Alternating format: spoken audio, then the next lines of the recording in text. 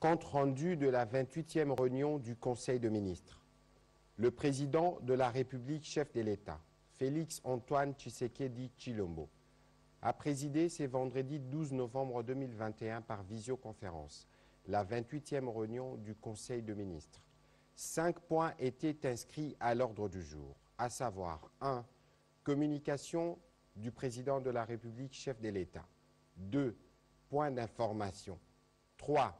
Approbation et relevé des décisions du Conseil de ministres. 4. Examen et adoption de dossiers. 5.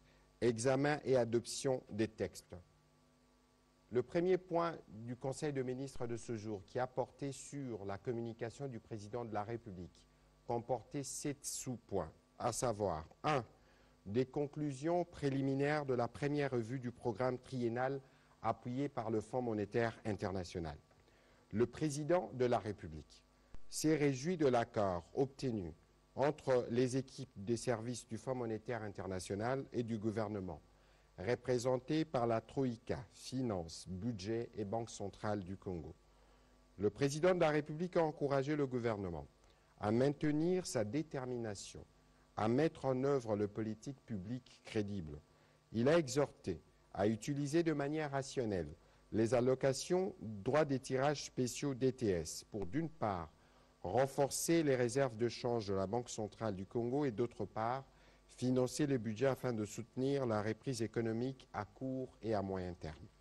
Quant aux autres décaissements attendus l'année prochaine, le chef de l'État a demandé au Premier ministre de veiller à ce que ces fonds soutiennent un programme ambitieux de réformes structurelles visant à promouvoir une croissance économique durable tout en intensifiant la mobilisation de recettes intérieures, l'amélioration de la gouvernance ainsi que le renforcement de la politique monétaire.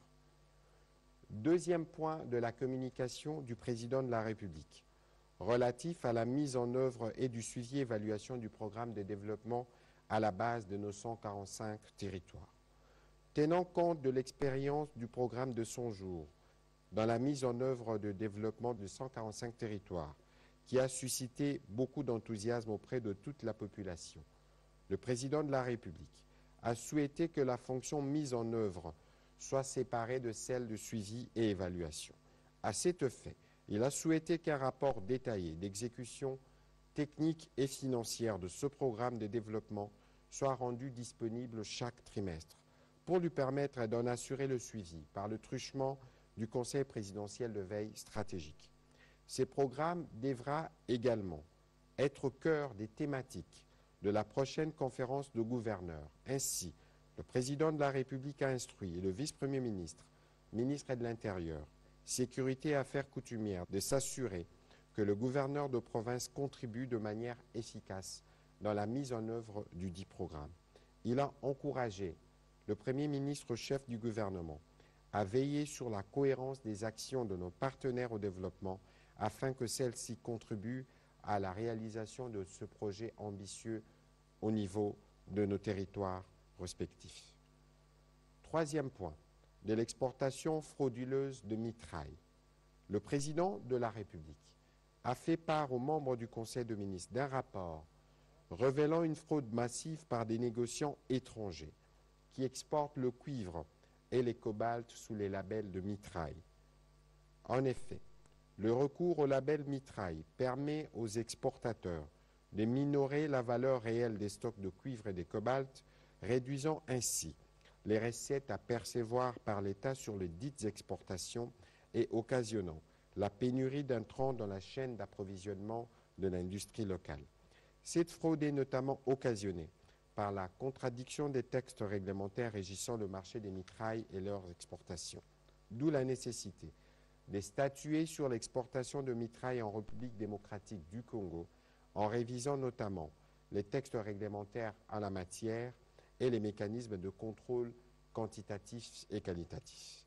Le chef de l'État a demandé pour ce faire au Premier ministre chef du gouvernement d'instruire les ministres concernés de travailler urgemment sur l'élaboration de nouveaux textes régissant cette activité de manière à les présenter lors des prochaines réunions du Conseil des ministres.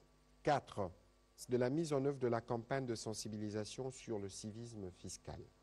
Le président de la République a suivi avec satisfaction la campagne de recrutement volontaire organisée le mardi 9 novembre dernier par la Coordination pour le changement de mentalité sur environ 5000 candidats qui ont postulé.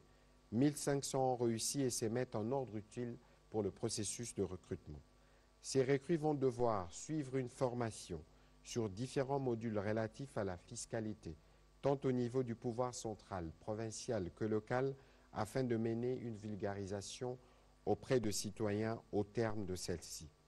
Au regard des objectifs poursuivis par cette campagne, notamment celui de l'éthique fiscale dans les chefs de nos compatriotes et de la sensibilisation de micro-entreprises ainsi que les acteurs économiques à quitter les secteurs informels pour migrer vers le secteur formel, pour maximiser les recettes publiques, le président de la République a instruit le ministre d'État, ministre du Budget, ainsi que son collègue de finances d'accompagner la coordination pour le changement de mentalité dans cet exercice et dans cette campagne patriotique. Le 5e point de la communication du président de la République a porté sur de mesures préventives pour endiguer une éventuelle 4e vague de la Covid-19. Considérant la reprise épidémique dans certains pays avec lesquels la République démocratique du Congo a des rapports permanents en termes de circulation de personnes et de biens, le président de la République a soutenu qu'il est impératif d'anticiper en vue de minimiser les risques et les incidences qu'entraînerait une éventuelle nouvelle vague de contamination par un système de surveillance plus adapté et plus efficace. Il a pour ce faire engagé le gouvernement, sous la coordination du Premier ministre, à prendre sans délai toutes les mesures appropriées pour prévenir une 4e vague dans l'hypothèse où elle survenait. Le président de la République a instruit pour ce faire le ministre de la Santé, Hygiène et Prévention, en collaboration avec le secrétariat technique de riposte et la task force Covid, de définir une feuille de route des actions adaptées au contexte actuel de la pandémie à soumettre aux délibérations du prochain Conseil de ministres. Cette feuille de route devrait structurer clairement les questions relatives à la vaccination, la prise en charge de malades et au renforcement de notre système de santé. Le président de la République a conclu son propos sur ce point en rappelant que la Covid-19, en dépit de toute l'attention qui convient d'y apporter, ne devrait pas occulter d'autres défis de santé publique que nous connaissons. 6e point de la communication du président de la République, portant sur l'amélioration des conditions de transport de nos étudiants en province à l'intérieur du pays. À la suite de sa décision d'accorder des facilités de transport aux étudiants de Kinshasa, le président de la République avait chargé en son temps le ministre en charge de transport de réaliser également des études pour permettre de couvrir le besoin des étudiants à l'intérieur de nos provinces. Au terme de ce rapport, il a été décidé de l'acquisition de 600 bus pour permettre d'assurer la mobilité des étudiants de nos universités publiques à l'intérieur du pays. Un projet de décret portant création d'une compagnie de transport des étudiants appelée Transacademia sera bientôt soumis à l'approbation du Premier ministre en vue de sa délibération en Conseil. Le dernier point de la communication du président de la République a porté sur la nécessité pour toute la nation de se mobiliser derrière nos 11 nationales pour le match qualificatif attendu ce dimanche contre l'équipe béninoise. Le président de la République a commencé par féliciter nos léopards pour leur victoire écrasante face au Taifa Stars de la République de Tanzanie dans le cadre de matchs de qualification de la Coupe du monde de football Qatar 2022.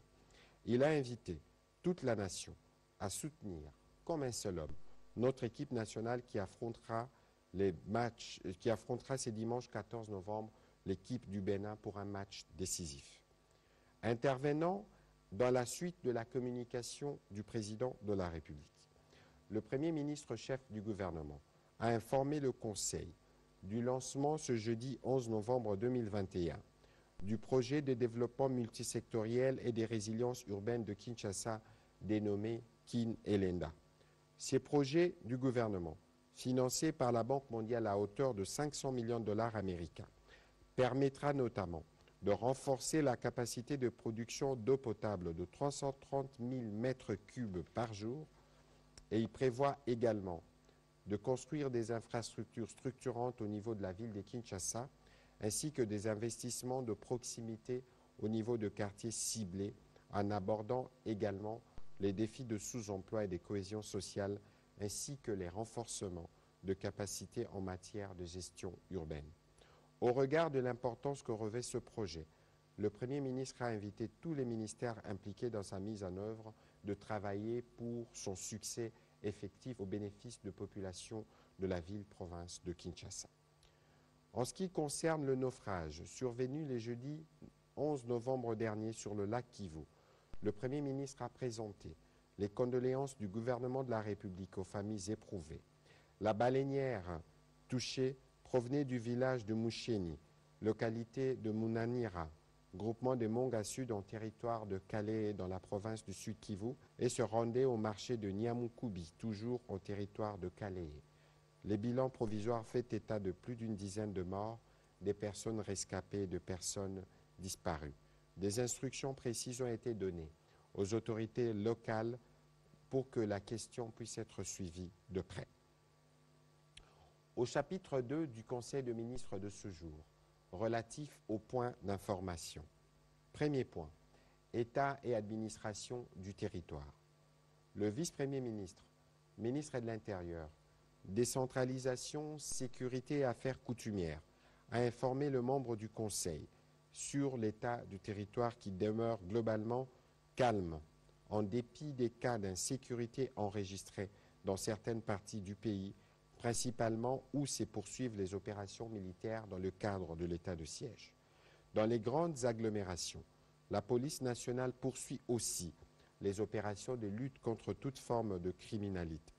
L'état d'esprit de la population a été marqué par la rentrée judiciaire au Conseil d'État, des vives réactions et commentaires après l'attaque et la prise de certaines localités par les éléments ex-M23 au Nord Kivu, des réactions, des satisfactions après la reprise de cette partie du pays par les forces armées de la République démocratique du Congo, ainsi que d'autres points d'actualité. Sur le plan sécuritaire, les statistiques font état de la montée du banditisme urbain et périurbain, de la criminalité due aux coupeurs de route dans certains coins du pays et de la récurrence des tensions intercommunautaires relevées dans certaines provinces. Le vice-premier ministre, ministre de l'Intérieur, Sécurité et Décentralisation, a aussi fait mention au Conseil de la mission qu'il a conduite à Bukavu après les incidents survenus dans la nuit du 2 au 3 novembre dernier. Il était à la tête d'une délégation qui comprenait notamment son collègue de la Défense, 6 députés nationaux et un sénateur. Un rapport circonstancié, bref, a été fait au Conseil, les détails étant réservés à la discrétion du président de la République.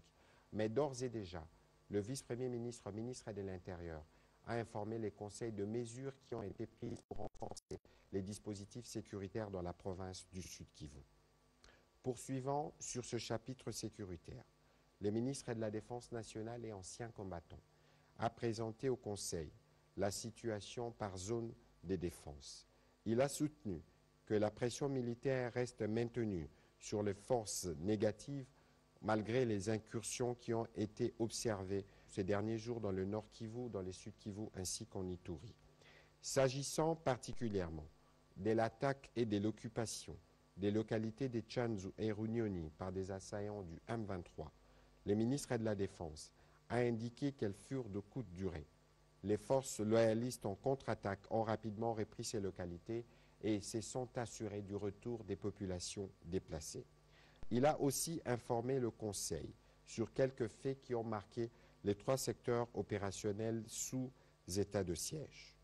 Le ministre de la Défense a fait état des différentes redditions enregistrées, notamment celle de 3 leaders anciens proches du chef de guerre Gédéon Moutanga dans le Haut-Katanga, des saisies des munitions qui continuent d'être enregistrées dans cette partie du pays aussi. Intervenant à son tour au sujet de la situation de l'épidémie à Covid-19, le ministre de la Santé publique, Hygiène et Prévention a fait état de la situation globale de la pandémie. Kinshasa a connu une légère augmentation de 12 à 23 cas positifs confirmés pour la semaine qui s'achève, tandis que dans la province, la tendance baissière se poursuit.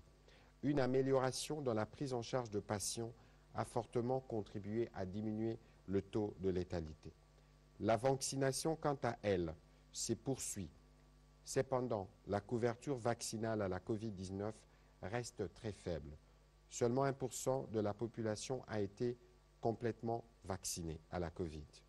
Le gouvernement tient à rappeler pour ce faire que l'observance stricte de mesures barrières reste le moyen efficace dans la lutte contre la pandémie et encourage toute la population à se faire vacciner. Le ministre de la Santé a également informé le Conseil de l'évolution positive de la riposte contre l'épidémie à virus Ebola dans la province du Nord Kivu, avec des chiffres qui montrent que depuis le 30 octobre dernier, aucun nouveau cas n'a été enregistré. Intervenant à son tour pour faire le rapport des discussions entre le gouvernement et le banc syndical, le vice-premier ministre, ministre de la fonction publique, a, après un exercice laborieux, des dialogues avec le force social de l'administration publique, dressé le rapport des travaux de la commission paritaire gouvernement-banc syndical de l'administration publique. Les échanges entre les experts du gouvernement et les délégués syndicaux de l'administration publique se sont articulés autour de l'évaluation des protocoles d'accord signés entre les deux parties de 2004 à 2020. Ils avaient pour but d'aboutir à l'actualisation de toutes les résolutions prises et dont les modalités de mise en œuvre devraient aboutir à l'amélioration des conditions administratives globalement calmes, en dépit des cas d'insécurité enregistrés dans certaines parties du pays, principalement où se poursuivent les opérations militaires dans le cadre de l'état de siège. Dans les grandes agglomérations, la police nationale poursuit aussi les opérations de lutte contre toute forme de criminalité. L'état d'esprit de la population a été marqué par la rentrée judiciaire au Conseil d'État, des vives réactions et commentaires après l'attaque et la prise de certaines localités par les éléments ex-M23 au Nord Kivu, des réactions, des satisfactions après la reprise de cette partie du pays par les forces armées de la République démocratique du Congo, ainsi que d'autres points d'actualité. Sur le plan sécuritaire, les statistiques font état de la montée du banditisme urbain et périurbain, de la criminalité due aux coupeurs de route dans certains coins du pays et de la récurrence des tensions intercommunautaires relevées dans certaines provinces. Le vice-premier ministre, ministre de l'Intérieur, Sécurité et Décentralisation, a aussi fait mention au Conseil de la mission qu'il a conduite à Bukavu après les incidents survenus dans la nuit du 2 au 3 novembre dernier. Il était à la tête d'une délégation qui comprenait notamment son collègue de la Défense, 6 députés nationaux et un sénateur. Un rapport circonstancié, bref, a été fait au Conseil, les détails étant réservés à la discrétion du président de la République. Mais d'ores et déjà, le vice-premier ministre, ministre de l'Intérieur, a informé les conseils de mesures qui ont été prises pour renforcer les dispositifs sécuritaires dans la province du Sud Kivu. Poursuivant sur ce chapitre sécuritaire, le ministre de la Défense nationale et ancien combattant a présenté au Conseil la situation par zone de défense. Il a soutenu que la pression militaire reste maintenue sur les forces négatives malgré les incursions qui ont été observées ces derniers jours dans le Nord Kivu, dans le Sud Kivu ainsi qu'en Ituri. S'agissant particulièrement de l'attaque et de l'occupation des localités de Tchanzu et Runyoni par des assaillants du M23, le ministre de la Défense a indiqué qu'elles furent de courte durée. Les forces loyalistes en contre-attaque ont rapidement repris ces localités et se sont assurées du retour des populations déplacées. Il a aussi informé le Conseil sur quelques faits qui ont marqué les 3 secteurs opérationnels sous état de siège. Le ministre de la Défense a fait état de différentes redditions enregistrées, notamment celle de 3 leaders anciens proches du chef de guerre Gédéon Moutanga dans le Haut-Katanga, des saisies des munitions qui continuent d'être enregistrées dans cette partie du pays aussi. Intervenant à son tour au sujet de la situation de l'épidémie à Covid-19, le ministre de la Santé publique, Hygiène et Prévention a fait état de la situation globale de la pandémie. Kinshasa a connu une légère augmentation de 12 à 23 cas positifs confirmés pour la semaine qui s'achève, tandis que dans la province, la tendance baissière se poursuit. Une amélioration dans la prise en charge de patients a fortement contribué à diminuer le taux de létalité. La vaccination, quant à elle, se poursuit. Cependant, la couverture vaccinale à la Covid-19 reste très faible. Seulement 1% de la population a été complètement vaccinée à la Covid. Le gouvernement tient à rappeler pour ce faire que l'observance stricte de mesures barrières reste le moyen efficace dans la lutte contre la pandémie et encourage toute la population à se faire vacciner. Le ministre de la Santé a également informé le Conseil de l'évolution positive de la riposte contre l'épidémie à virus Ebola dans la province du Nord Kivu, avec des chiffres qui montrent que depuis le 30 octobre dernier, aucun nouveau cas n'a été enregistré. Intervenant à son tour pour faire le rapport des discussions entre le gouvernement et le banc syndical, le vice-premier ministre, ministre de la fonction publique, a, après un exercice laborieux, des dialogues avec le force social de l'administration publique, dressé le rapport des travaux de la commission paritaire gouvernement-banc syndical de l'administration publique. Les échanges entre les experts du gouvernement et les délégués syndicaux de l'administration publique se sont articulés autour de l'évaluation des protocoles d'accord signés entre les deux parties de 2004 à 2020. Ils avaient pour but d'aboutir à l'actualisation de toutes les résolutions prises et dont les modalités de mise en œuvre devraient aboutir à l'amélioration des conditions administratives, sociales et pécuniaires des agents de carrière de services publics de l'État. Le protocole d'accord signé par les deux parties le 2 novembre 2021 représente un compromis dont les grandes résolutions sont les suivantes. Baisse du taux de l'impôt professionnel sur le revenu de 15% à 3% actuellement prélevé sur les primes des agents de carrière de services publics de l'État. Réajustement substantiel d'environ